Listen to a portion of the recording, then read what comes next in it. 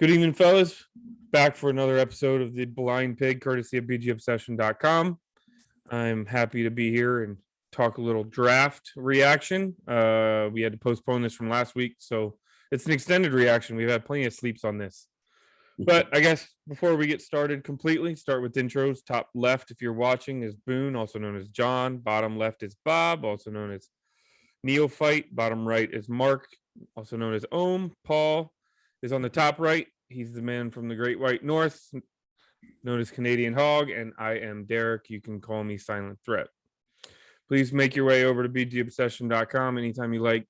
Jump it in, mix in the match, mix it up, mess with us, react. I guess today we're going to talk about draft reactions, but before we got on here, we kind of made a couple little jokes, but I have to ask you guys, are you guys as hyped about the schedule release party as the NFL wants you to be?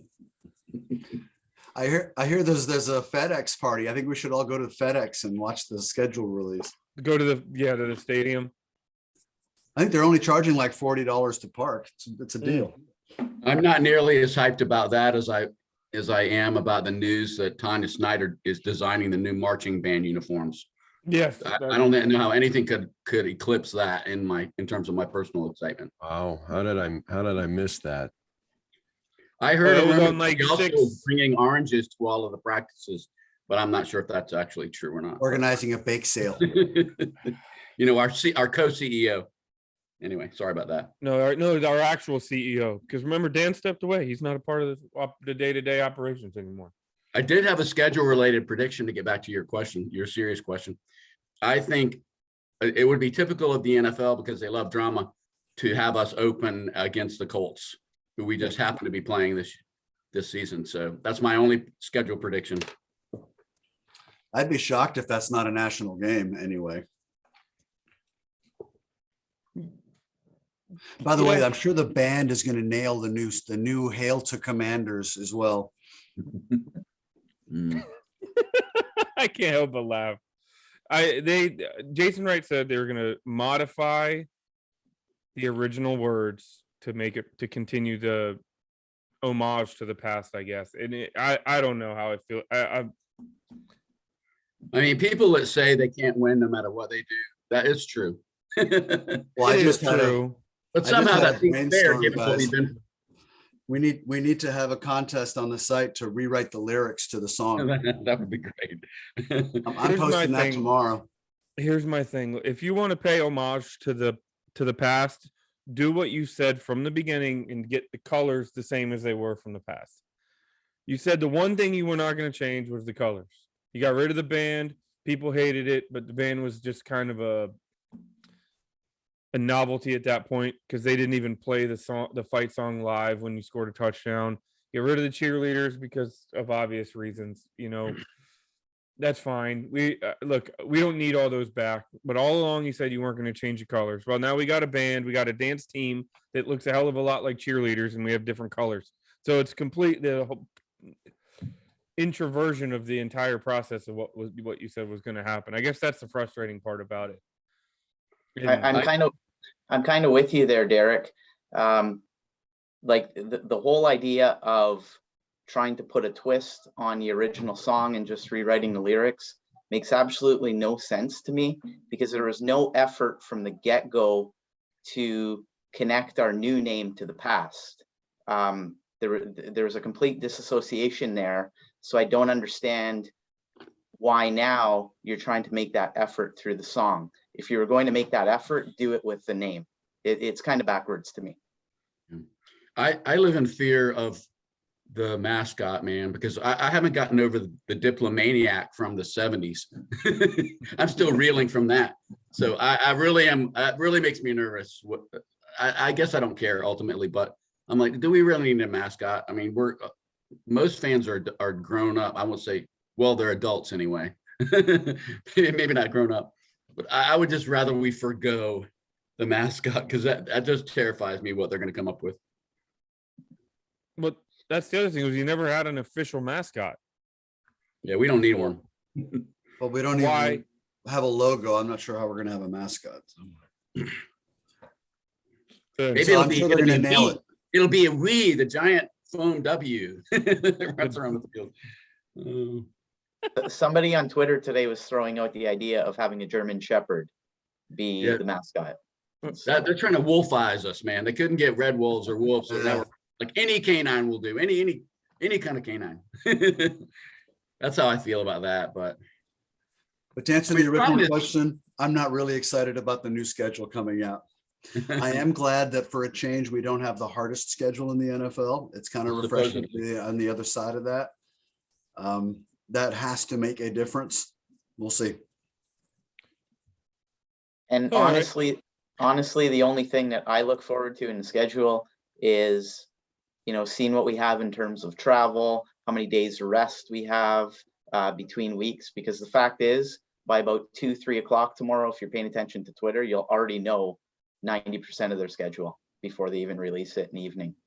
Let's just hope for not patently unfair.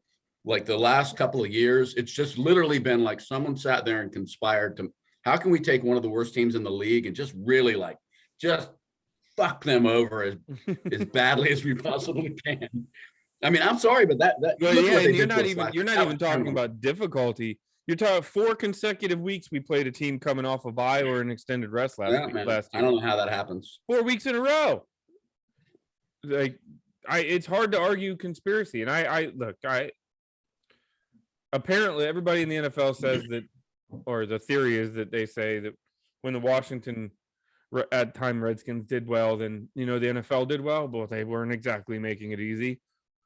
So I don't know. Maybe Snyder actually did try to get Goodell fired, and now he's trying to get him back. I don't know at this point, but yeah, it would be nice to not Just give not us a play. chance. To not, it's like you wonder if they're going to find a way to have us play Monday night and then on Thanksgiving. Yeah, if we have to go to Dallas again at Thanksgiving, I'm gonna plot. Do you Enough with think- that already. I think we're going to Germany, man. Have they announced that yet? Who's going to Yeah, Germany? they already announced in the international games. We're not on the list. All right. I'm okay with that. That doesn't think- seem like an advantage.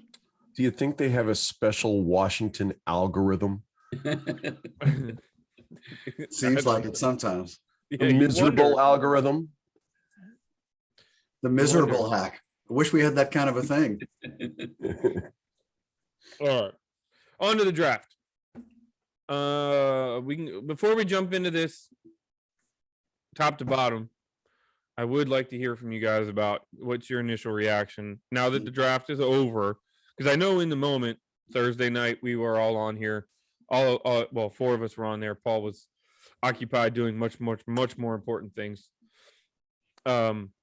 We all kind of had our hand in our head, or our hand on our head, as we signed off that night. And I think Bob and I even stayed up about 45 minutes after John and Mark got off trying to dissect exactly what we had just witnessed. So We stayed until the bitter end, man. Yeah. until I literally fell, everyone for a loop. I may No or one may saw not that have coming. fallen asleep mid-sentence. But anyways, I mean, I'm curious, what's your guys' reaction now that we've seen the whole draft, the entirety of the drafts have played out. So now you can get over the quibble of wide receiver in the first, but what's your guys' initial reaction to the whole thing? Like that, I'll give a 2-part answer to that. My initial reaction was like probably most fans who get invested in the draft. I had certain ideas about which players would fit and how they'd go about it, which of course never plays out the way you think it's going to play out, and they go completely a different direction. So part of me was, I guess, irritated about that, because as a fan, clearly I know more about this draft process than they do. The second part of it is you quickly turn to try to reconcile and understand it, so that, okay, clearly they're not as stupid as they look right now. What are they trying to do? And you work your way through that. So I went to bed that night thinking that was just a big meh, right? Some of these guys are interesting enough, and it was probably a decent draft, but it certainly didn't send me to bed excited to get up and read about it the next day. With 2 weeks to think about it now, and I'll keep this short. I had a chance to do this earlier today with a friend I hadn't talked to in a couple of months called today and was saying, so what did you think about the draft?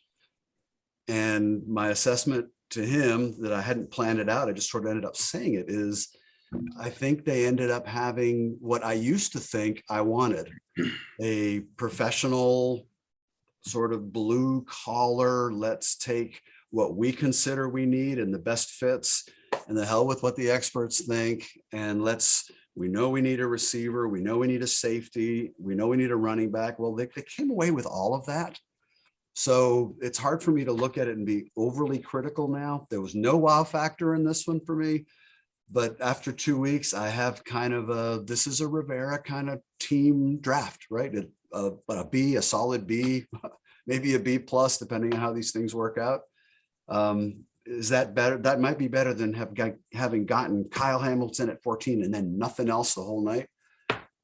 Maybe we got a good solid draft. So that's kind of where I am now. I'm hopeful that this is a good, solid professional draft, which is what I always used to say I wanted. I think two things jumped out at me. The first one was, I think they had their board and they stuck to it. I think they literally did not care, like that everyone thought Kyle Hamilton was the guy they should take, or that, Jamison Williams, both of those guys who they could have had, that he was a better fit or much more talented receiver than Dotson. So I think they really, and I respect that, because we all know that it is a crapshoot. Like on the night of the draft, we all have our, like Mark indicated, we all have this idea of who we would love to have, but it's really just a lot of it's based on hype. I mean, if we're being honest, and that was the biggest reason we reacted the way we did, like slack jawed when they announced Dotson, because we're like, Dotson, we didn't even. I think I had wide receivers, and when we talked offense before the draft, we didn't even mention him.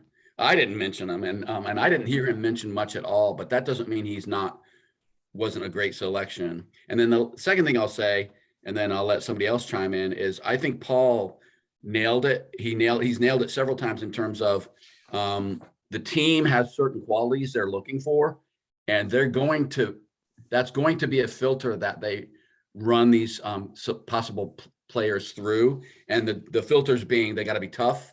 They got to be grown-ups. They've got to be not necessarily hyped players, but leaders and overachievers in a lot of cases. And that might not be as exciting to us as if they had picked the hyped players, like the Dallases of the world tend to do. But I do think they're looking at personality and fit and character and all that. And that's kind of how Rivera built him in Carolina. So maybe that's the way to go. Yeah, I agree with you, John. My only level of disappointment, I think, came from the fact that we ended up picking guys that were unexpected. But when you dig a little bit deeper and you take a step back and you look at who we acquired, as you just mentioned, they were all guys that, for the most part, perfectly fit culture, and culture goes a very, very long way towards helping to turn your program around. And Mark mentioned the other idea that we clearly drafted for need. And I think the fact that they approached it that way, that they're just going and trying to fill a few clear needs, to me tells me that they feel on the inside that they're really, really close. And by filling those gaps and filling those needs, they can make a big jump forward. So at the end of the day, I'm okay with it. Yeah. I was disappointed to start with. I'm not disappointed now, I don't guess. I've read a couple of places that we took guys with low extreme upside, but really high floor that can jump in and play like now. As opposed to Jamin Davis pick. Yeah, the Jamin Davis pick last year, where, we're hopeful that we're going to get, a spectacular season 2 out of a guy that's obviously a tremendous athlete, but had a lot to learn as far as the game is concerned. I mean, if you go and look at the resumes for these guys, most of them were seniors. And most of them played 3 or 4 years. Maybe they didn't get a lot of snaps. I'm thinking of Robinson here. He didn't necessarily get a tremendous amount of snaps because he had to sit behind a couple of guys that are playing on Sundays now. But he was still getting snaps even as a sophomore and a junior. And then he became the lead back his senior year and put up great numbers. I think a lot of that makes a certain amount of sense. With the trade for Carson Wentz, Rivera's kind of my feeling on the matter anyway is looking at this and going, all right, if we'd had Wentz last year, we'd have won the division going away. And why can't we do that this year with Rivera, or with Wentz rather, if we get the right pieces and parts? And so I think they went shopping for the right pieces and parts. And I know all of us, especially Mark, we're thinking linebacker. I mean, 3 nights I sat here and watched the draft. Actually, take that back. 2 nights I sat here and watched the draft. And then Saturday afternoon, I stared at my phone and watched the internet stuff go by. Linebacker after linebacker after linebacker got passed on. And all I can think in retrospect now is that they didn't feel like any of those guys they could plug in and play now. They didn't feel like any of those guys could step in and be the defensive quarterback today. And they were looking for somebody that was going to be able to do that. And they'll either carve that guy out of what they already have on the roster, or they'll bring in a free agent in the next few weeks to fill that hole. So yeah, I'm kind of with Mark. This was a blue collar Ron Rivera. We're going to go get the kind of guys that are going to fit in with his team and fill very specific roles kind of draft.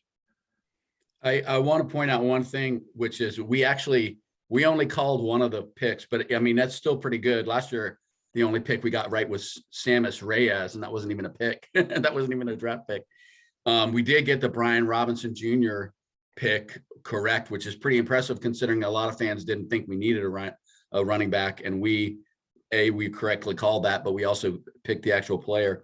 But I think other than DT, I think most of us were surprised, not necessarily that they got a DT because of our situation, with Deron Payne and the guys that we let go. But I think we were probably surprised at where they took chose to draft that guy and who they drafted. But other than that, man, we pretty much called almost every position that they drafted. And I think that's unusual because most drafts, it's like, what? Why did they draft that position? We have a lot more of that reaction typically in drafts than, wow, they drafted for need. Usually it's hard to make sense out of their drafts of the past 20 years. And so I was kind of comforted that they did fill needs. And I know people are like best player available, but I don't think any team just drafts best player available. I really don't, but I was okay with that they've tried to fill needs.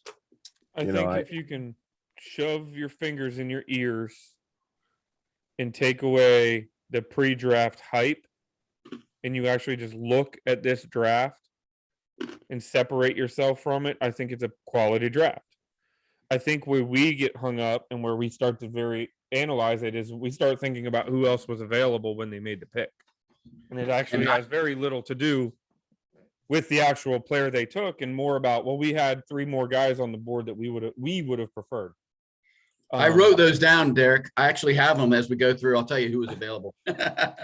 Exactly. And that's kind of where I think myself included, I get caught up in it that at 11, and we can use this as a segue into the picks, but at 11, we saw Kyle Hamilton, we saw Jamison Williams, we saw possibly the 2 best players at their position available on the board, and we traded out of it. But Kenny Pickett was there, and we could have had Kenny Pickett after the trade down. I'm just throwing that in, Mark. Well, right. So we could have had Kenny Pickett. But then if you think about it, we turned the 11th pick into Jahan Dotson, Ryan Robinson, Sam Howell, and Cole Turner. That's legitimately 3 contributors and a flyer of a chance at a future quarterback who was graded much higher than where we got him. So this is the kind of draft that I think we could look back at in 3 or 4 or 5 years, and we can look, and 7 of the 10 picks, 10, no, 8. And geez, my eyes are playing. 7 of those 8 picks are still on the roster, and 4 or 5 of them are contributors.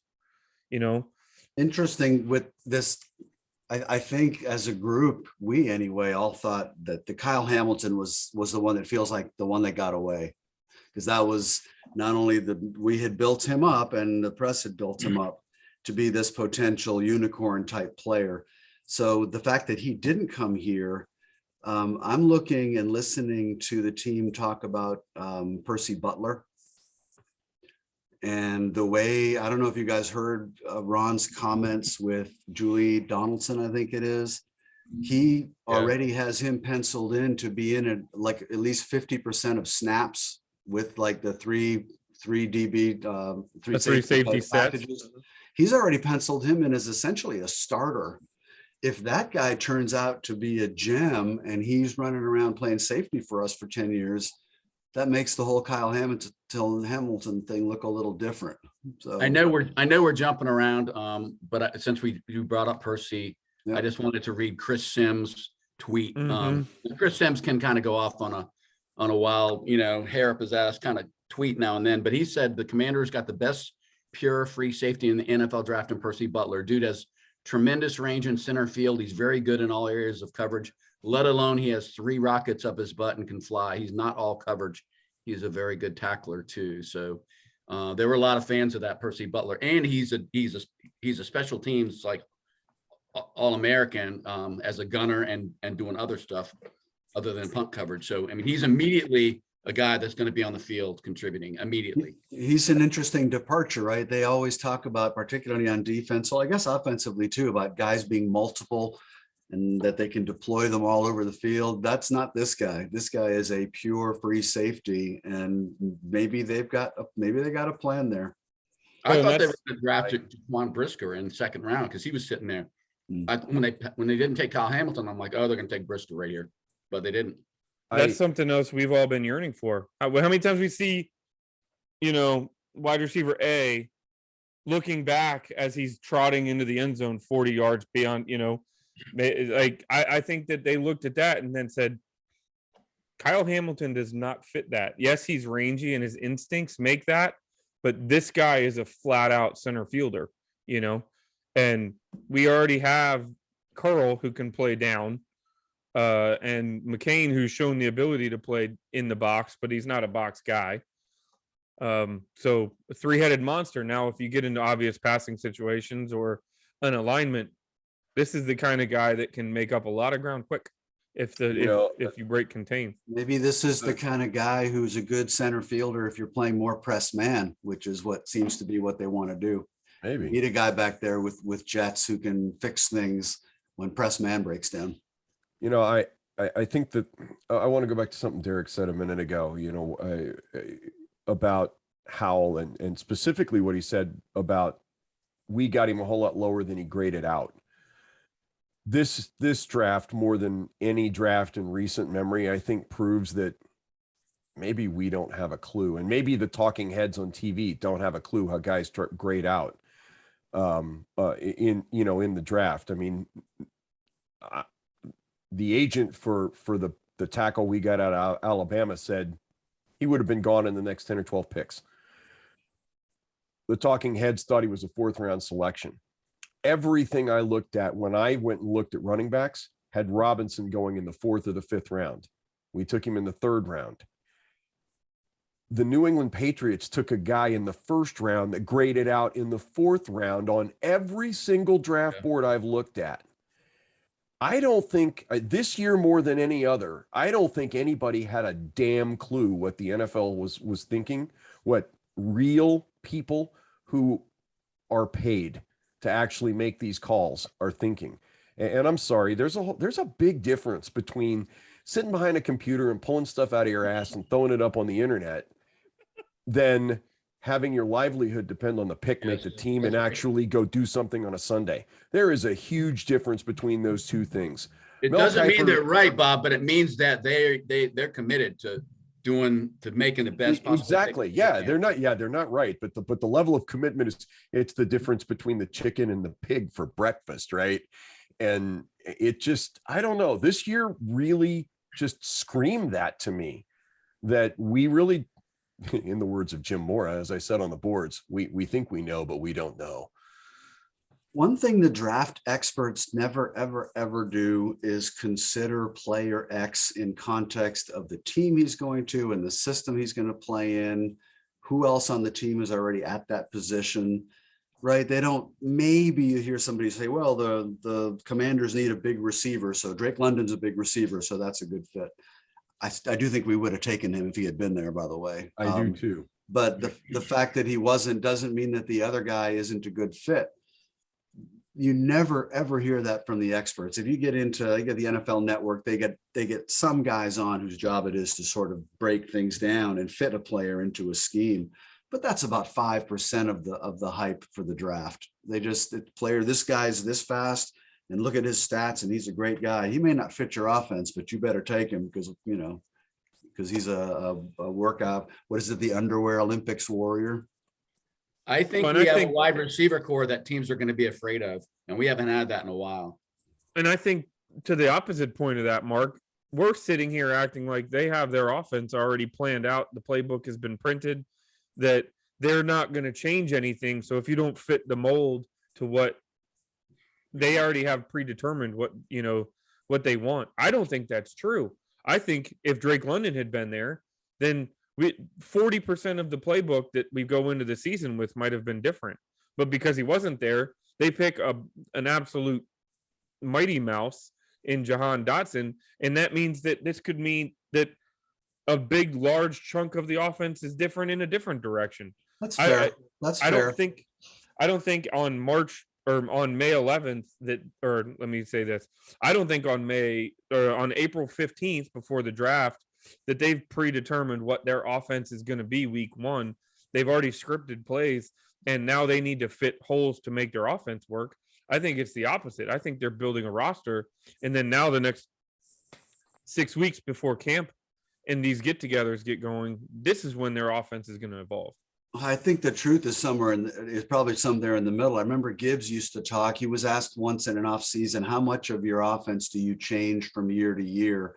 And he spoke to that. And he said at the beginning, when I first got here, we changed it completely to try to fit the players that we had here. But he said, as we developed a system, I think he put a number on it. I'll have to see if I can ever dig that up. But I think he said at the time the interview was done, 7 or 8 years into his tenure, he said, yeah, we change about 30% every year. To not put the same thing on the field every day, right? Every year, because opposing teams study. But I agree that if a special player like London is available, damn right they bring him in and tailor some of the offense to him. But they have a pretty good idea of what kind of offense they run, and it's flexible.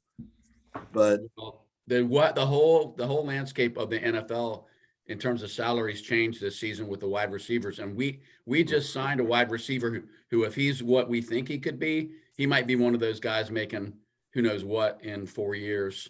Or 5 years, I guess, since we picked him in the first round. You know what I'm saying? I mean, we'll have 2 of them. Yes. Well, hopefully we will. Yeah. But I think that's the whole thing is like the value of the guy that can get open downfield and cannot be caught. That's gone way up in the last couple of years. It's true. And I think we noticed something. If you step back and look at this draft,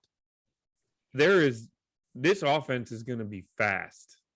I mean, the Brian Robinson pick, he's kind of more of a bruiser, but he's also not exactly, he's not Derrick Henry. He's not Jerome Bettis. He's not Mike Allstott bruiser. He's thick, but he's got some ability and he can play out of the backfield. But there's some legitimate speed in this draft with Dotson, with Butler. You already mentioned he is a burner. He's a 4.3 guy. Turner is a receiving tight end. There's no ifs, ands, or buts about it. He is going to be a receiving tight end. I mean, you're talking the offense got faster, and now you've got a bigger arm. So you start to truly wonder. And it was already going to get faster because Curtis Samuel, I'm telling you guys, man, I live in North Carolina. Curtis Samuel is a burner. That guy can move and he can get open. And when he gets the ball, he can go all the way. We just have not seen it. And I think that's one thing. I really hope he's healthy this season because I want Washington fans to see what we got in him. They paid a lot for him, but there's a reason why they paid a lot for him. I don't know how these guys are going to get their balls. I mean, we're going to have the ball going all over the place if Carson Wentz is worth a damn. See, and honestly, after they took Dotson in the first round, I kind of wrote off the whole running back thing. And I did it because the thought process was Samuel's going to be healthy. You don't draft a wide receiver in the first round to sit on the bench and only play 25% of the snaps. They're going to want Dotson on the field a lot. We know McLaren's going to be on the field pretty darn much every snap. That's a given, right? And they keep talking about De'Ami Brown. Well, that's 4 guys right there. Thomas gets healthy. That's a 5th guy. All catching balls from a guy we just gave up draft picks to bring in. We already have 2 running backs that we know can A, both tote the rock, and B, both catch the rock. That's 2 more sets of hands looking for the ball. So I kind of looked at it and went, all right, we're going to de-emphasize the running game this year. We won't be taking a running back in this draft. We are going to flat out open this offense up and throw the ball. And then they turned around 2 rounds later and picked a big bruising running back that looks like he's going to take carries away from Antonio Gibson, which begs the question, how much ball is there to go around? I don't know, but I think that's a nice problem to have. I mean, I know the players may not like it, but maybe we have the kind of players who could accept it. I think a lot of teams, your star wide receivers start chirping, start making demands. I don't think we have those guys on this team. So that's a good thing. Well, it does also make you start to wonder if Gibson's role changes. If Gibson becomes more of that Deebo Samuel type cut, which I think he's better suited for anyways than running between the tackles.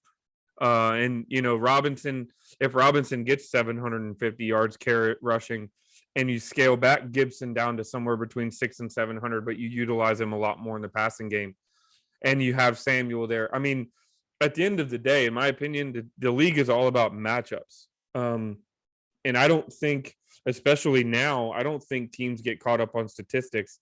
Players do, but statistics don't get players paid like they used to. Because you see guys like A.J. Brown, you see guys like some of these other players. Look at Christian Kirk's contract.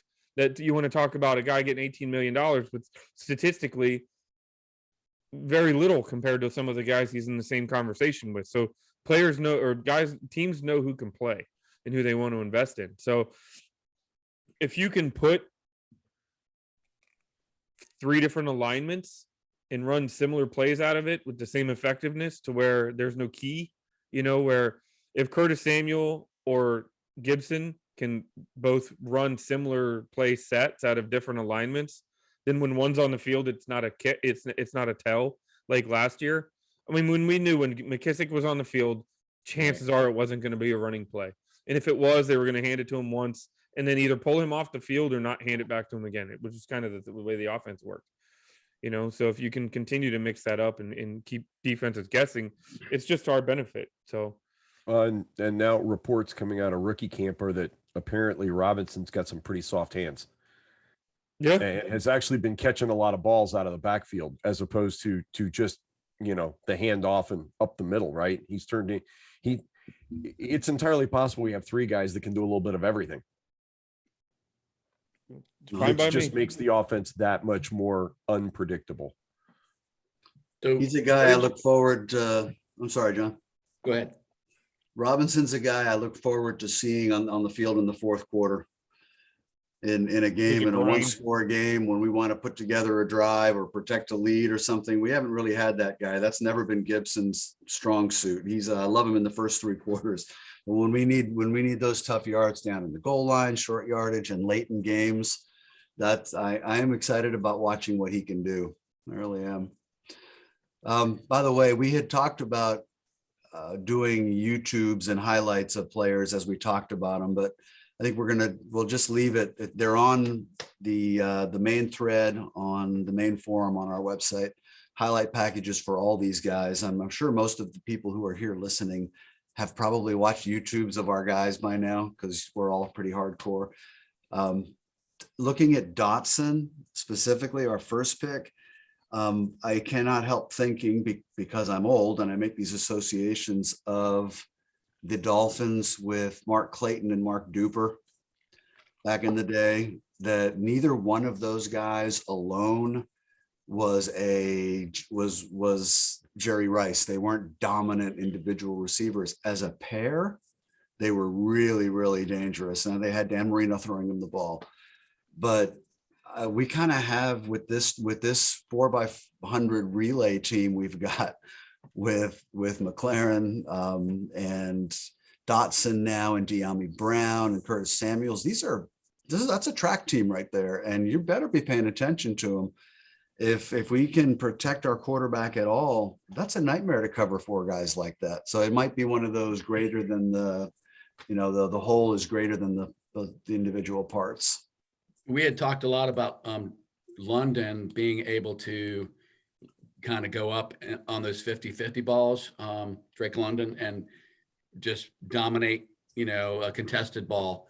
But one of the things I've seen once I started looking at Dotson's highlights, he's really good at like locating the ball before anyone else, before the defensive backs can, and being able to snatch it away, even though he's undersized compared to some of the guys he's playing against. So I think that's another thing they looked at, is he's aggressive about going up and getting the ball, even though he's physically not the most impressive guy.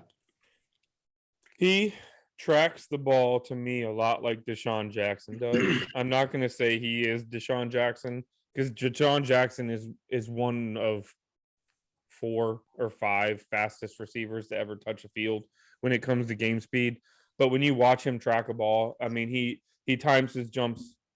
He's elite at timing his jumps. His hand, if he puts his hands on the ball, he's going to come down with the ball.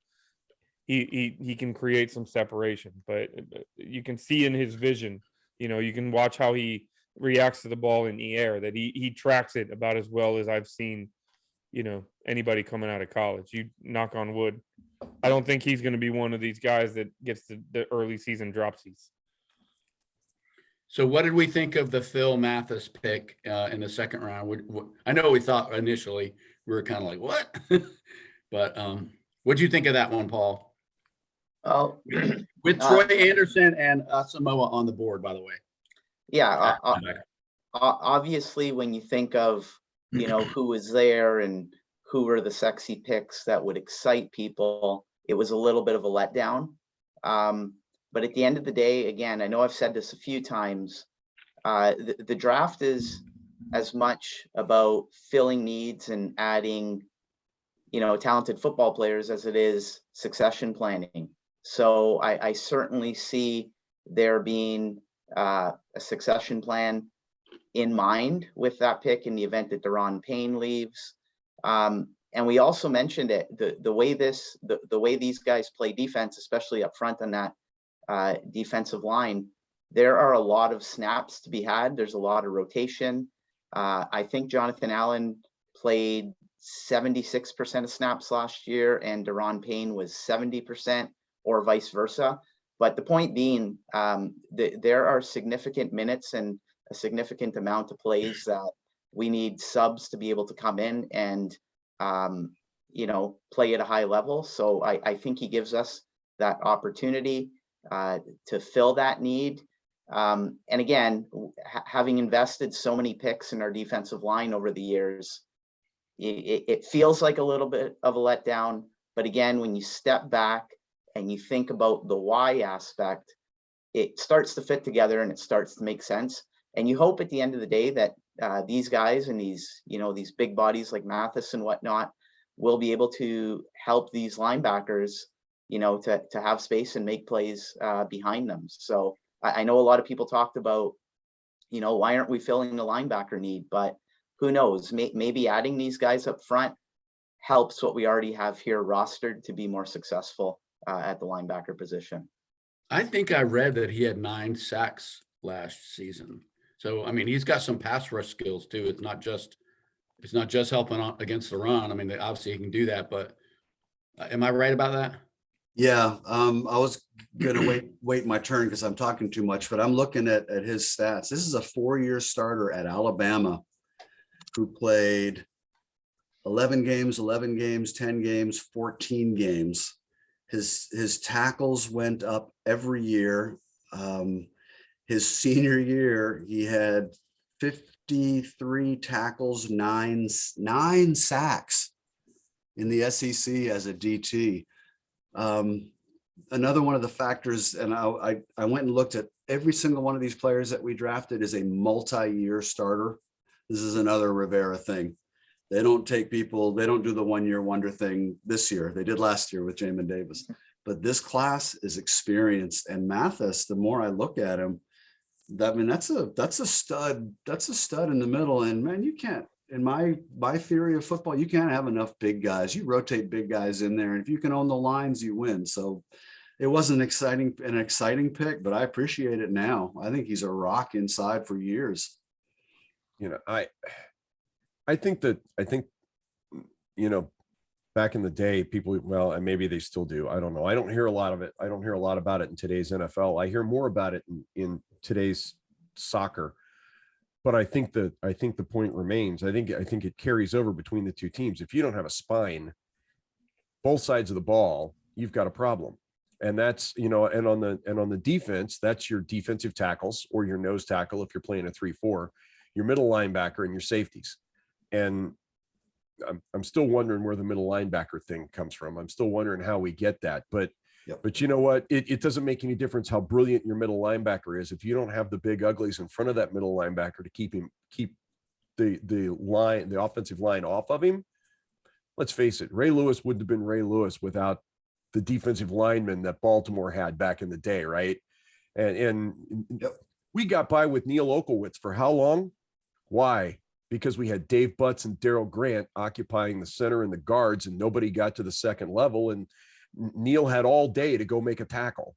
And so maybe Cole Holcomb is the guy if we've got solid defensive tackle play in the middle to occupy the center and the guards and keep everybody off of Holcomb. He certainly played well last year. And he kind of captained the defense. I mean, as far as I remember, he's the guy with the green dot on his helmet pretty much every game, right? So I had the same thought, Bob.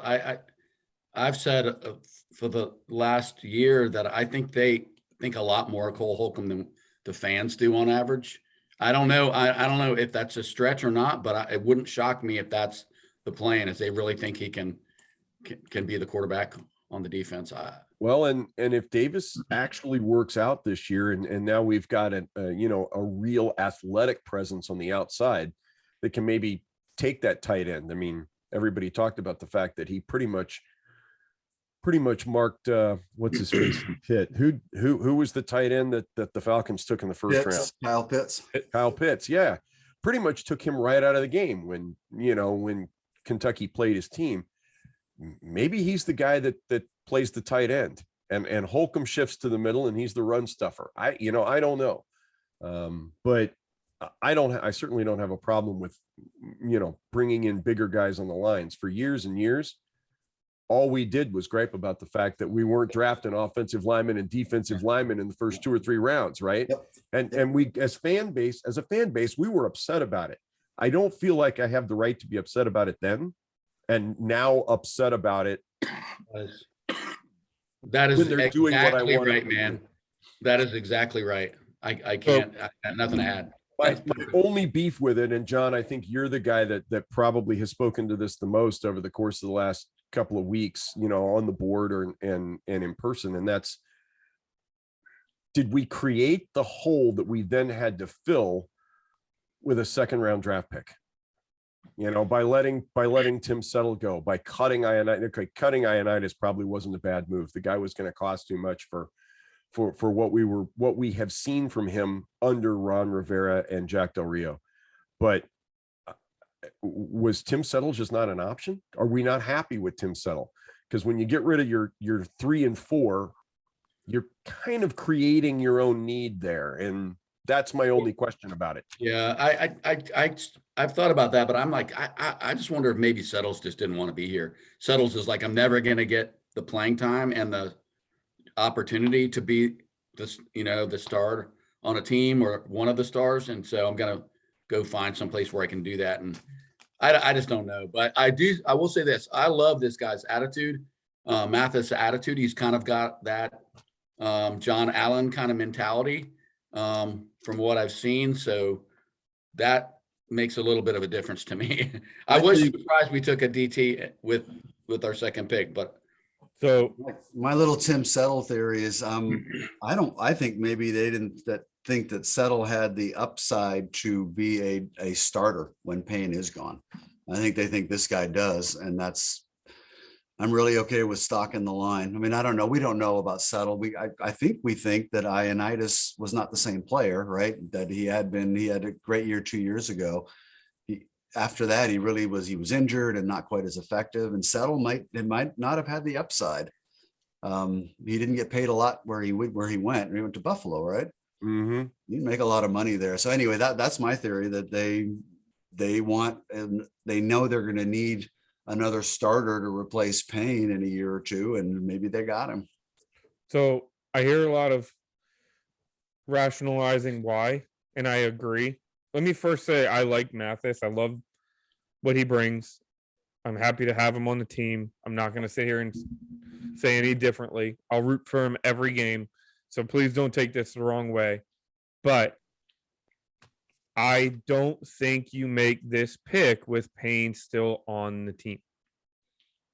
And the reason is because now you've spent a second round pick when you could have filled another need for a guy who is a future, yes, he's probably going to be a future starter, and he might end up being an all-pro, and that's fine. I'll eat every bit of crow. I have no problem with it. I'm rooting for that to happen. But my point being, maybe if you're but all right. So since the draft, Rivera's come out and said, just because we took a guy doesn't mean another guy can't stay. I mean, the conversation, he wasn't using names, but I think everybody knows that he was probably talking about Deron Payne and Phil Mathis, right? Just because we took Mathis doesn't mean we don't keep Payne. So here's the thing. We know that can Mathis play both positions? I'm thinking maybe the answer is yes. And if the answer is yes, now Mathis is on the field nearly as much as Payne and John Allen, and we've got a 3-guy main rotation rather than trying to rotate 2 guys in and out like we did with Ioannidis and Settle. I'm just thinking off the top of my head here, but I mean, I definitely read an interview. Actually, I watched a video where Rivera said, just because we took a guy doesn't mean we don't keep the guys we already have. Yeah, and we do that as fans, man. It's just like with all I read in the last couple of days, like, oh, they drafted Robinson because they're unhappy with Antonio Gibson. Well, I don't believe that at all. I don't believe that, but I do think that if Payne was not entering the final year of his deal, I don't think we would take Mathis there. But maybe they had him rated higher than any. Like that's true. I shouted out Anderson, Asamoah, and Nick Bonito were all available at that pick. And Luke Tedeschi, the guard, was available. Maybe they didn't have any of those guys rated highly. Well, in retrospect, taking Anderson now would have been the anomaly. All of these guys are fifth year, either seniors or fifth year seniors. All of these guys have played multiple years at the position, multiple year starters, a lot of which were captains. And Anderson came into last season converting not only from originally being a quarterback to then going from quarterback to then running back to then linebacker. So the Anderson pick, looking back, would have been the one that is out of the regular context. And it would have reminded us all of Jamin Davis. Yeah. I just wonder big time if we don't sign Payne to an extension, we let him walk for the hopes that we get a compensatory 3rd round pick, that again, we're playing this game where we have a guy that has value. That's not the only option, though. That's not the only option. You call if they decide they don't want him, you call his agent and you say, here's the deal. We're going to slap the franchise tag on him because we don't want to lose him for nothing. Go make the best deal you can make with somebody. Whoever you want him to play, whoever wants him that he wants to play for. But we're not going to let him walk for nothing. Fair, but how often do we actually see that work? Devontae Adams? It seems to work a fair amount in the NFL if you're not the Washington franchise. I'm just saying. Devontae Adams did it, but he's also revered as one of the top 3 receivers on the field. You know, every year we seem to look around and go, damn, I wish our front office was that smart about something somewhere, right? So just saying. Yeah, like New England, who took some guy that everybody was laughing at in the 1st round. Yeah. So since we're talking about Deron Payne, do we think we're talking about him like he's a perennial Pro Bowl player. I'm not sure that Duran's that guy. That's my point. You've Duran's not got a that guy. starter on the interior of your line. If you're looking for an upgrade, that's fine. I feel we should have moved Payne during the draft. If Well, that's the maybe they case. didn't get an offer. They Yeah, I mean, I mean, I maybe agree they with you, tried. And that's the other side of that. Maybe they did, and we just didn't get an offer that we felt like he was Yeah. worth. The other thing is they may very well have been trying to re-sign him this whole time. And Payne's looking for John Allen kind of money without putting up John Well, Allen he kind of doesn't performance. deserve John Allen kind Can't, of. No. you can't fill every need, whether you created it or whether it created itself. You can't fill every need in one draft. So they obviously were looking at things like linebacker, like defensive line, whether it's their fault that we even have to talk about that or not, but they can't fill them all in one draft. So they're making some kind of calculation, like maybe who do we like the most at Mhm. those positions that's we can get here. They're not trying to solve every, I think they know they cannot find a starter in every draft at every position of need. They just can't. So, No. so it is what it is. I mean, but I think we got a badass player in Mathis, and we'll see I'm what not, happens. like I said, I'm not saying it was a bad. I'm not saying we overdrafted him. I'm not saying it was a poor choice. I am just simply saying, I did not think that pick happened without a move already being in place with Payne. And I obviously agree. I agree. I thought there would. I like we talked about. I thought the next thing we were going to hear is where Duran Payne was going. So I mean, you're not off in left field, and I'm the one that was railing about we create. I mean, I was really pissed when they picked Mathis because I'm like, we created by whatever our issue is, whether we're not an attractive place to play or we don't look beyond the next 3 months when we're planning. We created that hole. We took a strength and we made it a potential liability.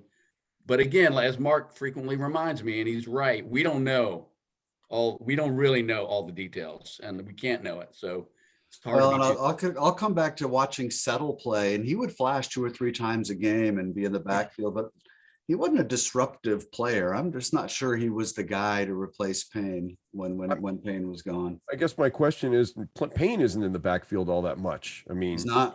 Again, he flashes 2, 3, maybe 4 times a game. They're not keeping him either, Bob.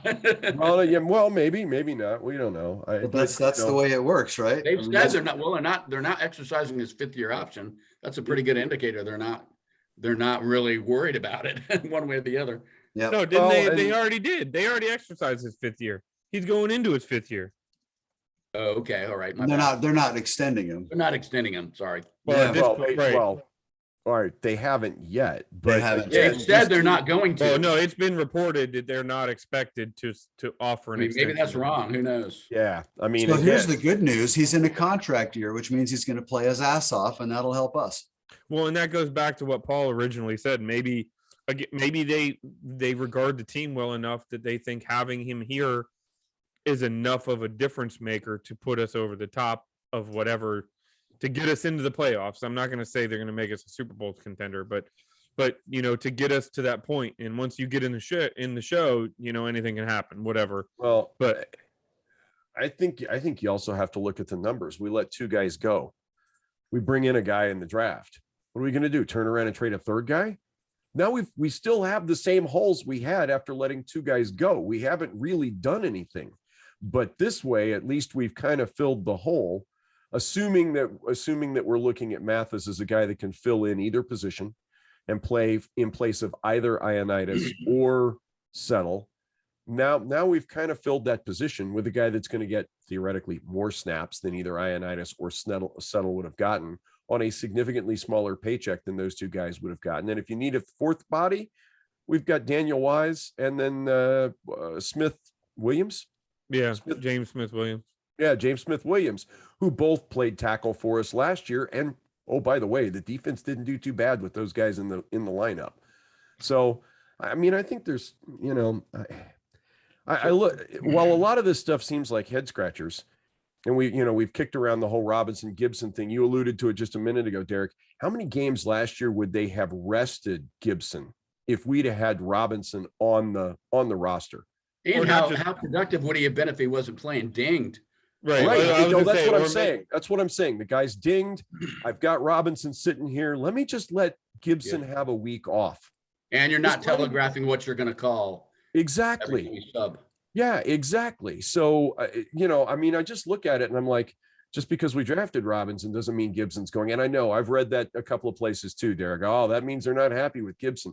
No, I think that means they looked at Gibson over the course of a 17-game season and went, this dude needs to rest 3 games. That's what I think. Well, and if you look at it, the better teams, they have multiple layers of whatever they're going to excel at. San Francisco creates running backs like, it's Kyle Shanahan. It's kind of fitting that happens. But how many Raheem Mostert, Matt Breida, who's the guy that they had a different guy last year that had over 1,000 yards. Now his name's escaping me, but it seems so. I don't think it means that they don't like Gibson. I just think it means that they know they can't rely on Gibson. And I think last year it hurt them that when Gibson had the fumbles, they had pulled him and had to put McKissick. McKissick got nicked up, and then we're relying on guys like Patterson. God love him, but he's 5'9", 210, and he's not a game breaker. I think he's got a role in the NFL, but I don't think he's a guy that's going to be able to carry the ball 20 times a game. I think there was a glaring hole in our backfield. We did not have a power back. We had none. Gibson's not a power back. McKissick's not a power back. Short yardage, goal line, fourth quarter. You have to have that guy in the NFL. We didn't. Now maybe we do. I'm not sure Patterson makes this roster this year. I think he's going to have I think it's tough. I think it'll be tough for him. With as many receivers as we have and 3 tight ends, you can lock up 3 tight ends. Yeah. No, I don't think Patterson, I'm not sure he sticks. We'll see. I think Patterson and Reyes are gone. They may be practice squad guys because both of them are still eligible for practice squad. So we talked about Robinson and we talked about Percy Butler. We jumped ahead in the lineup, which is cool. But let's talk about the last 4 guys that we picked. The next one was the shocker, and I want to know what Paul thinks about the Sam Howell pick. Well, it's you get him in the 5th round. You can't complain about that. It's obviously a developmental pick. You're playing with house money, I suppose. There's no pressure for him to start this year. I don't even think that that's an expectation at this point. In the short term, I think Carson Wentz is safe. Carson Wentz is our starter for 2022. But in the short term, I think it's smart because it could potentially give a little bit of added motivation to a Taylor Heineke to be at his sharpest and be at his best, knowing that they brought somebody else in. You can't go wrong picking a guy in the 5th round. There's no fault to the team in that regard. I'm high on it. I'm excited about it, and let's see where it goes type thing. So when they made that pick, I thought for sure in my own mind, I'm like, they're really down on Heineke. Like they don't want to have Taylor Heineke out there again. But everything that I've heard Rivera say since the draft was over is the entire contrary of that. Like, I don't think they want him on the field in 2022. Howell, I'm talking about. I think they fully, unless he comes into camp and just like clearly is superior, and even pressing Wentz, that kind of a thing. And I'm not sure he can do that, but right out of the gate, I think they like Heineke a lot as a backup, a lot. And I think they see Howell as more of like what you characterize him as, a guy who really could have a lot of upside, and that was worth taking a chance on it, especially in the 5th round. But anyway, for what it's worth. The one thing I'm really curious about with the pick is to know how soon in his developmental process they expect that he can be a contributor. And by contributor, I mean, is it a realistic expectation to expect that he can potentially take over the backup job a year from now? Because if I'm not mistaken, Taylor Heineke's contract is up at the end of this year. Yeah, I'm Taylor's very old, curious. man. I'm very curious to know if they see Sam Howell as being a guy that could be ready to step into that backup role a year from now. I don't know. I would say they absolutely expect that from him. I don't even know that he'll be on the game day roster. I think he's a developmental player. He may even be a practice squad quarterback. I think Heineke is a great backup. I think they view him that way. I think a year from now, Howell takes the job from Heineke. I think that's what they envision, and maybe even presses Wentz if he turns out to be that guy. And there's no reason for me to sandbag. You know how I feel about this pick. I think they should take a guy every year. I wouldn't have minded at all seeing him taking Pickett, and it would have made everyone's head explode in Washington because, my God, we didn't need another quarterback. Until you have one, you don't have one. And we don't know if we have one yet. So I'm 100% good with it. He's not the guy I wanted. I would have preferred to see, I think Carson Strong taken. He was still on the board, I believe, at that time.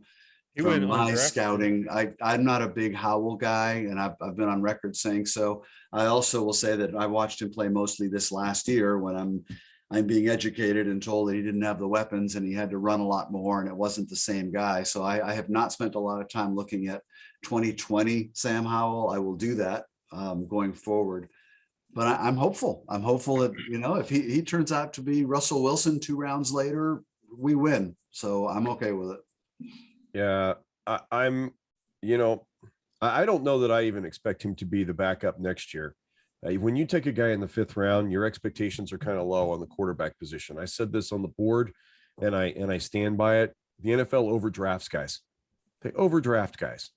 So at this position, I mean, you don't draft a guy in the 5th round that you think is 6th round talent. Or well, you don't draft you don't wait to draft a guy that's 6th round talent until the 6th round, because everybody else in the league is thinking the same thing you're thinking.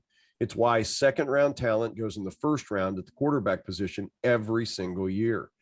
And I think that filters all the way down to the bottom of the draft. I think guys that should have been undrafted free agents end up getting taken in the 7th.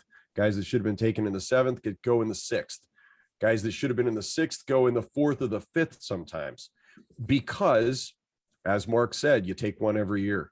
And I want the team to take another one next year. I don't care what Sam Howell looks like this year. I don't care if they sign Taylor Heineke to another contract. You draft another quarterback next year, and you just keep doing it. I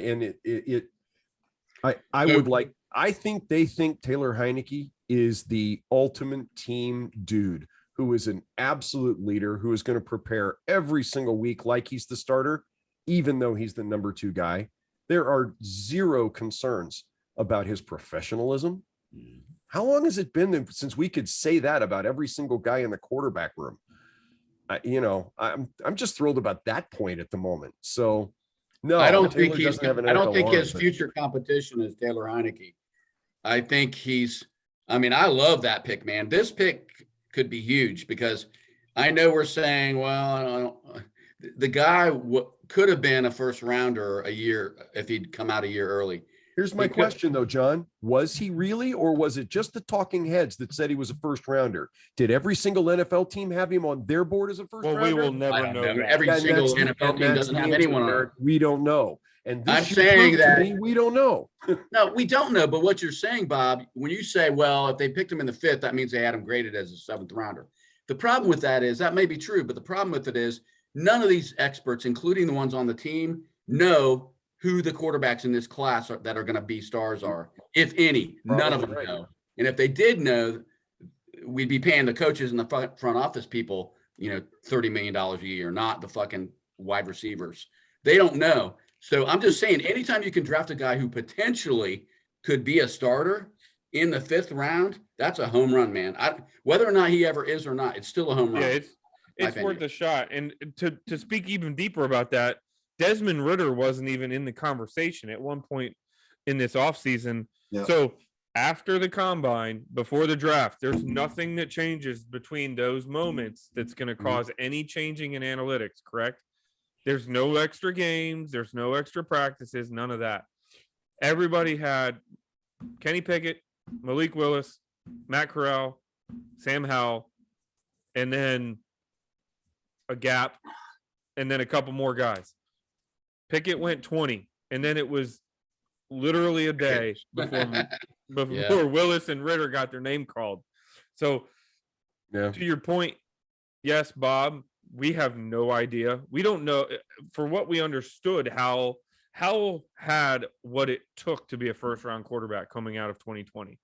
He had the stats, he had the backing, he had everybody was talking about him. He decided to go back to school, and maybe that hurt him. But here's what I do know: if anybody had taken him in the late first round in 2020, nobody would have batted an eye at it. We waited a year and we got him in the 5th. He might turn into nothing. It's because he doesn't eat steak. That's right. He's never eaten. How bizarre is that? I don't know, man. I think I have a problem with guys that don't eat red meat at all. But not because if you're a vegetarian, I get it. The dude just prefers chicken. I don't understand that. I heard that he eats the flesh of defensive backs' children. That's what I heard. But to the point, a guy who was slotted to go in the 2nd, they get him in the 5th. I think it's a steal. He could end up being something. Just FYI, I'm totally thrilled with the actual pick. I'm, as much as I've thrown some stuff around on the board and whatnot, I am totally thrilled with the fact that we took the guy. Totally worth it in that spot, right? I'm not sure I'd be quite as thrilled if we'd taken him in the 2nd round, but. So I just want to pose a question to all you guys. Let's just say, I know the unexpected in Washington can never happen. Let's say that against all predictions, including mine, that Carson Wentz comes out and absolutely shits the bed for the entire 2022 season.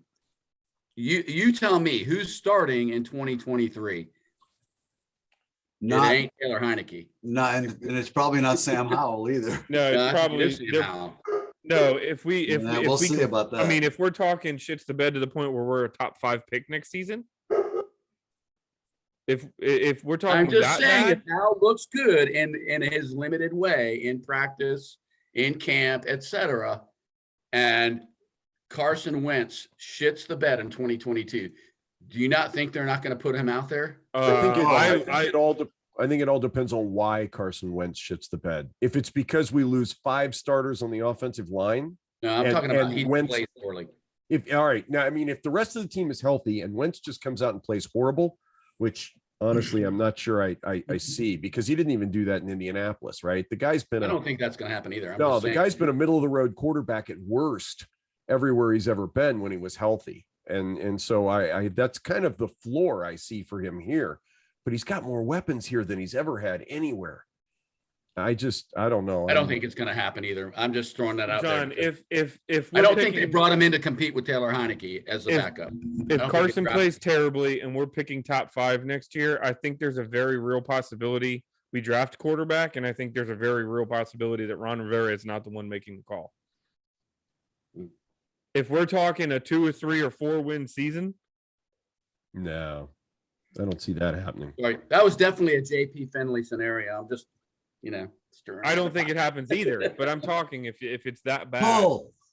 Yeah, it's a grenade. By the way, you guys did, John, you said, or we hit the Brian Robinson pick. We actually hit 2 picks, kind of, because you guys failed to mention that we undrafted free agent picked up Cole Kelly, the quarterback out of Southeastern Louisiana. Signed him to a rookie deal. That's right. As an undrafted free agent, brought him in. Honestly, I see 4 quarterbacks on in this team next year. Yeah, I see Kelly on the practice squad. Yeah. I don't think they expose Howell to the practice squad. I really don't. Because that's just begging to have a guy stolen is what that is. He'll probably be inactive the majority of the time. He'll be number, what is it, 53? They're probably pretty tired of bringing mailman off the street to play quarterback in playoffs. Tell you what, the preseason's going to be fun to see. I wonder if all 4 of those guys get on the field. I'm sure there's only 3 games now. The one thing I do want to say about Sam Howell, and I mean, a lot of people probably didn't even pay attention to this or don't put much stock into it. I think sometimes I kind of overanalyze little tiny things that probably have zero significance. But what I really, really like in hearing him having spoken after being selected, is he said that all along throughout the process, Washington was the place he wanted to be. How many times have we heard in the last 25, 30 odd years that someone was saying Washington is the place that I wanted to be? Hasn't Never. happened. All right, Hasn't here's happened. my, Well, here's for a my- while, why- guys like why do you Deion think that is? Sanders and Dana Stubblefield said it, but Oh, yeah. Money. Is that because of Ron Rivera being in Carolina and him knowing Rivera a little bit, maybe, or what? Why do you think that is? I didn't never heard him expand on that. I Hold did hear on, him- look, not to discount, I want to believe him, and that's great, but also He's I just a feel like suspect. there's 32 different places that he would have wanted to be the whole time Mhm. had they been the one that drafted him. I you can- know what I mean? yeah. I'm just gonna play a little cynic Probably. on that one. Yeah, I don't want to be too cynical, but I can tell you that if I were a player's agent, he'd be standing in front of a microphone and with a local TV personality saying, "This is where I wanted to be the whole time, no matter who drafted him." You guys are so cynical. I'm So cynical. I'm I happy work to in- hear him say that. I work in corporate America. Look, I'd rather him say that than sit You're a here and hired say. whore. I'd rather him say that than sit here and say, there's a lot of places I would prefer to go, and I didn't expect to drop to the 5th, and blah. He didn't say it. So you know what? At least he's got a good head on his shoulders to actually communicate well. and he's a North Carolina guy, right? That was Redskins, Washington football team commanders territory for a very long time. So maybe I want to believe that when he says that, he's being genuine and authentic. I do And too. I want to believe he's saying that because of Ron Rivera. I feel that he's a real difference maker. I feel the fact that players want to play for him will benefit us in the long term. And John was asking before, well, what's your explanation for it? I hope it's because of the professionals that are running the team on the football field. and on we the hope football it's side. not that he thinks Carson Wentz sucks and this was a great place for him to come and start. Yeah. I'm sure it's. I wouldn't discount it. He knows Mm. he's got a few. There's a path to the starting quarterback position here. Well, can't- Carson Wentz knows that too. So that's the key. I mean, and we didn't talk about that. I don't think they drafted a quarter. You don't draft a 5th rounder to put pressure on your starter, hopefully. Right. No, But I think the but value is. he- The he value is could just put too good there to pressure move. on Carson Wentz. He could, because he is considered a possible future starter. He is, even by Rivera, I think. Possible. So just that alone, it's probably good pressure. Before we wrap things up, I do think we should mention the last 2 picks. We didn't talk about Turner much. I think he's going to be a receiving tight end. I think we need to talk about Cole Turner. I think that's a legit pickup. I'm Mhm. impressed with the kid from what I've studied. I didn't realize he was a converted wide receiver. His first 2 years were as a wideout. His numbers went up his last 2 years as a tight end. He caught 49 and 62 balls, 12 yards per catch, 11 yards per catch, 9 touchdowns, and then 10 as a senior. I mean, he's a big, rangy kid with some athleticism. And we were talking before the draft about needing to pick up a guy who might be able to fill in for Logan Thomas and with that kind of movement and athleticism. And this kid, at least if nothing else, he's got those raw tools. And based on what some of the talk coming out of the rookie camp was that he makes those on the move adjustments. He doesn't break his stride to reach and catch a ball. He catches in stride with that big catch radius and natural hands and all that. Those are what you want to hear. Yeah, I know he was a late round pickup, but he's also another guy, by the way, who played 4 years and started a lot of games. So I like that pick. He's got a little bit of Jeremy Shockey vibe when I watch him play. The hair. Is it the hair? Maybe the white guy with the hair. I don't know. He's a big boy. He's the anti-Bates. I don't know if you guys picked up on that. Can't Yeah. block with a damn. Doesn't want to block, but he can catch the football and I know Bates can catch. Did football you too. you see his red zone scoring? It was asinine. I want to say he had double-digit red zone touchdowns, if I'm not mistaken. I think it was 13, but now I'm starting to wonder because that seems high. He So- strikes me as maybe that jump ball guy that we thought the Oh, team yeah. was looking at Drake London for. I mean, And he's the dude's athletic. 6'6", man. He's He's a athletic. so power forward. he can get Yeah. open. Yeah. How long is Logan Thomas do we think he's not gonna be ready to start the season? Is that what I haven't what do seen you guys it. think? I hadn't heard that. I think the expectation is he'll be ready. Yeah. Have I I don't know. misheard that?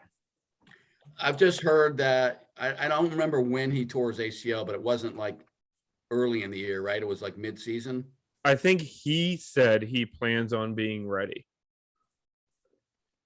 That he believes he'll be ready, but that I guess I feel good that, you know what, if he's not ready, I think Bates surprised us with how well he played last season. Yep. For being a guy that we thought he was only going to be a blocking back or tight end.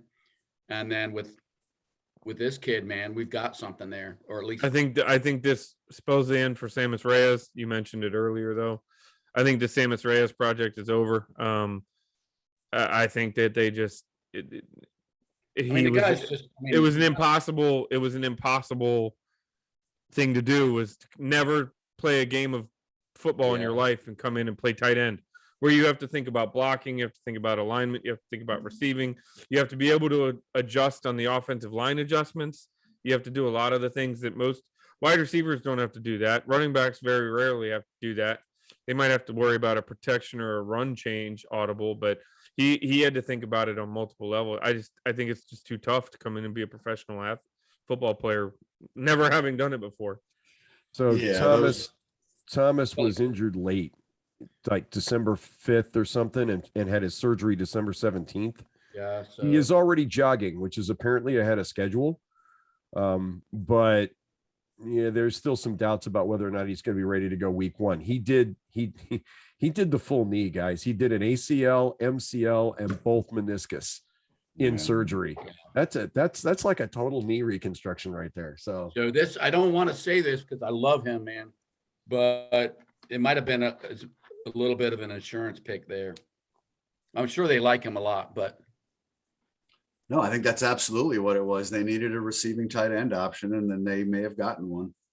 and he might be on the field immediately. I mean, I could see that because of what you were talking about, that ability in the red zone. He could be out there like every time we're inside the 20. yeah. All right, the last two picks we had, Chris Paul, guard out of Tulsa, and Christian Holmes, corner out of Oklahoma State. I couldn't find very many highlights on Paul. And Holmes, you can't really even find any highlights at Oklahoma State. He was at Missouri before he transferred. I think these are typical seventh rounders. I do think Paul developmentally could be in a conversation to be a backup guard and can play in a pinch. But Schweitzer's I think Schweitzer's in the last year of his contract. So that was kind of what crossed my mind, is maybe they're looking for like a depth guy that could stick, and kind of fill that role. I know Schweitzer's overperformed. I think it would be an insult to him to call him a depth guy at this point, but that was the thought I had, is that they're trying to beef up because they know. yeah, right. plus with I the signing of Norwell and Turner, I mean, those are your guards. Well, yeah, but Norwell was only a 1-year contract, wasn't it? I'm almost positive. Hang on, I've got his numbers on the board. Give me a second. I will tell you. But I'm almost positive Norwell was a 1-year contract, and I think John's right, and that Schweitzer is working on the last year of his. Norwell, 2-year, $10 million. Norwell, that might be his preference. The team might have wanted to sign him for longer, but he might have not wanted it. While you're looking that up, Christian Holmes is another guy with a lot of games. He played 48 games in college. He's 25 coming into the NFL, which is pretty old. I was wrong. Norwell's 2 years, $10 million. So we've got Norwell for 2 years. No, Turner was a 1-year sign. Turner's on a 1-year deal for $3 million. And Schweitzer's in the last year of his. Turner's getting up there, right? How old is Turner? Like 30? I think he's north of 30. 4.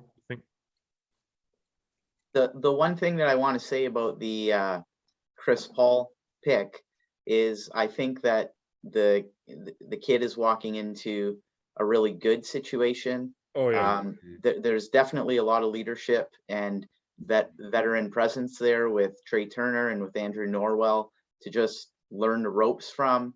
And again, my weekly plug for John Matsko. I mean, you know, he's walking into a wonderful situation, and hopefully a situation that can set him up for success long term. So I wouldn't in the least be surprised with what he's being insulated with and what he's being surrounded with, that we don't eventually have someone who can contribute down the road in Chris Paul. I'm looking at all these names, and even recognizing that we let go of Scherf and Flowers in the off season, we're gonna let somebody hit the street this year. Somebody that has played for this team in the last year, 2 years, that has played fairly well for us. I mean, you think about it. We went 3-4 deep at the center position, re-signed all 4 of those. Well, all 4 of those guys are signed for this year because we didn't re-sign them all, but we brought all 4 of those guys back so far. It's And- what and we just Rouillet, Larson, Ishmael, and Schweitzer, right? Well, no, Schweitzer didn't play center. Toth. Wait, no. Ishmael, who was the 4th one? I thought No, Schweitzer we brought- filled in at center. Maybe he did. Tyler Larson, Chase, John Toth, and John Toth. John Toth. Yeah, Yeah, and John we brought Toth. Toth back. He's on my list of guys that we brought back, as well as Ishmael. In fact, Ishmael, we gave a 4-year contract to. And I think Ishmael can play both positions. He can play center or guard. Tell you what, this is a young roster, you guys. It Very is. much. I'm kind of excited. I'm not gonna lie, man, because I think despite my little JP Finley question about Wentz, I think Wentz is gonna have a rebirth in Washington. I really do, because I think Rivera loves him. I get that vibe from him that he's like, this guy's a hidden gem. We got a bargain, 28 million or not. And I think they're gonna get the best out of him. And if we do get the best out of Carson Wentz, we're loaded for bear, man. We've got some serious talent on this team. I go back to something Derek said a couple of weeks ago. Look at the receivers Carson Wentz has played with in his 5-6 years in this league. He hasn't had anybody like Terry McLaurin. He hasn't had anybody like Curtis Samuel. And those are the top 2 guys on the roster. If Dotson does anything at all, he's got 3 guys better than the best guy he's ever played with before. And we have a super solid backfield. Yeah. A pretty good offensive line. I mean, and at his worst, he's been what, like a top 15 quarterback at his absolute worst. Mm-hmm. Carson Wentz. The last year in Philly, he was really bad. But he was also, I want to say he was hurt. And on top of that, he had nothing offensively to throw to work with. I think Aguiar is probably the best guy he's ever had to throw to, isn't he? No, he had Alshon Jeffrey the year he was the MVP in the MVP conversation. He had Jeffrey and he had Ertz. You can't sleep on Ertz. Ertz was that's true. I wasn't thinking tight ends. I was just thinking receivers. But still, as far as a whole stable, he's never had weapons this way. Something that I don't know, Mark, you're local. I don't know if you listen to the Sports Junkies in the morning, but something that EB from the Junkies talks about all the time is the fact that according to Pro Football Focus, the Colts had the 30th ranked pass protection last season. So this guy had the 3rd to worst pass protection, and he passed for 3,800 yards, 27 touchdowns, and 7 interceptions. Mm-hmm. Now, if you go back and look, he could have easily thrown for 11 or 12 interceptions, which still would have been 28 and 12, but still would have been better than anything we've seen legitimately since Kirk Cousins and probably before that. But you wonder if we had a highly graded pass pro. Of course, when they break out those stats about he could have had 11 interceptions, what you never hear is, we also had 8 guys drop sure touchdown passes. That's true. And that's true for, thank you for saying that, Mark, because you know what? That's true of every damn quarterback in the league, including guys like Patrick Mahomes. I hate that when people say that. It's like, come on. I'm not saying it makes him worse. All I'm simply saying. I'm not saying I hate you. I'm just saying I never liked that conversation. But the other side of that's true too. How many interceptions did we watch the other team drop from Taylor Heineke this last year? His numbers would have been a lot worse if Lester Hayes had been playing with the stickum fingers. So, but So guys, I'm looking at these 1, 2, 3, 4, 5, 6, 7, 8 draft picks. Who would have thought we were going to have 8 draft picks? And I'm thinking 7 of them make this roster, and we're a pretty decent roster already. That would be incredible to me. Now I know one of them's the quarterback. You're talking non-practice squad, right? You're talking Yes. 53 man at Maybe Chris Paul could be a practice squatter, but I think everyone else on here, I the think top I six- think Holmes ends up being a practice squatter too. if he makes that, if I mean, I'm Right. just saying, Oh But- yeah.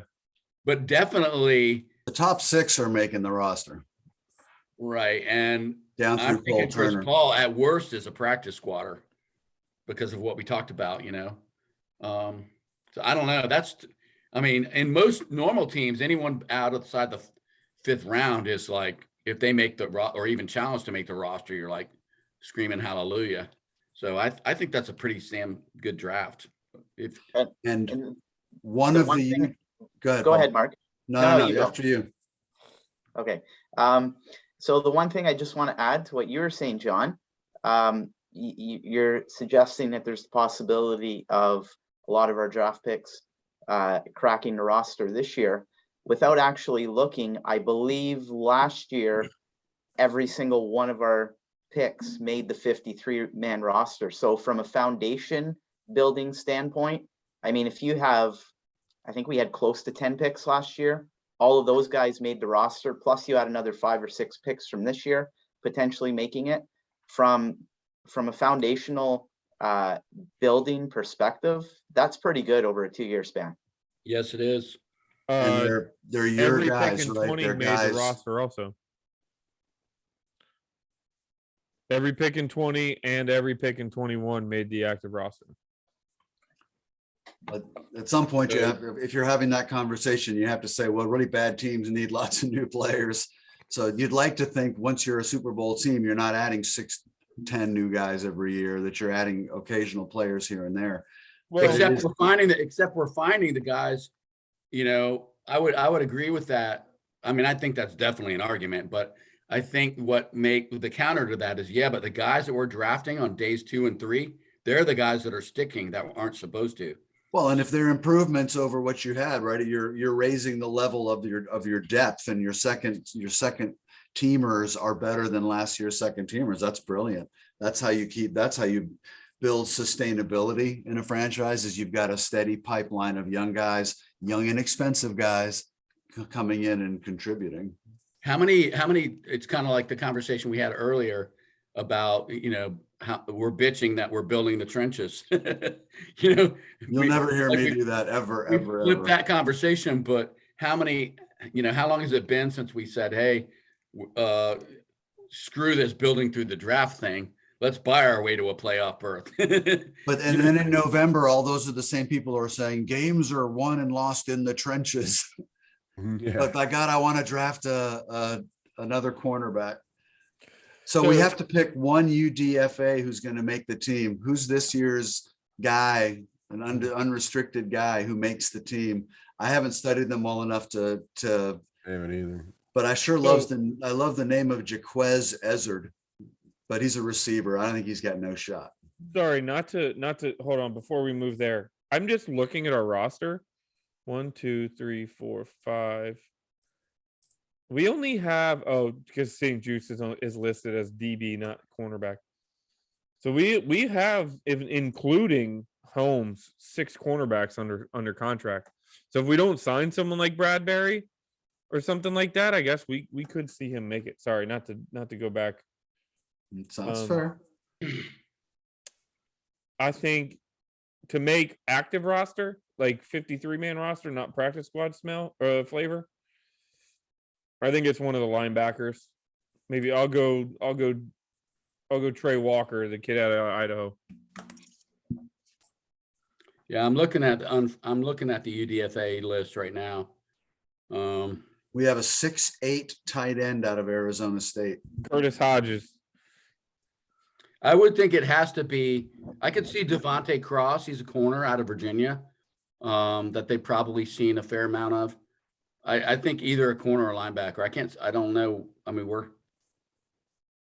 Yeah, I'm going to say one of those two linebackers, either Trey Walker or Farrod Gardner, will make the team because Drew White is. Drew another White guy. is, yeah, true enough. None of them, they're all undersized linebackers. It'll be somebody that's brilliant on special teams. It'll be the next Troy Apke. There you go. Do we carry a third kicker though? That's my. So I know it's been a long pod, but I have to say this because I was, as part of what we were doing tonight, I'm looking at our roster. Do you know who the oldest guy on our roster is right now?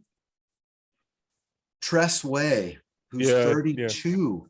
We have nobody else on the roster who's over 30.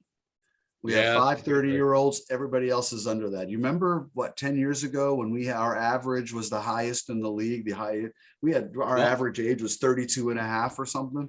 Yeah. I mean, you go 3 seasons where you're keeping most of your draft picks, right? I mean, it's going to happen. I think it's a beautiful thing. We are way younger. This is not. What? I said over the hill gang. Oh, yeah. No, it's not. No, it's not. We're not the Ramskins because they won't give us anyone, those bastards. And we're not the over the hill gang.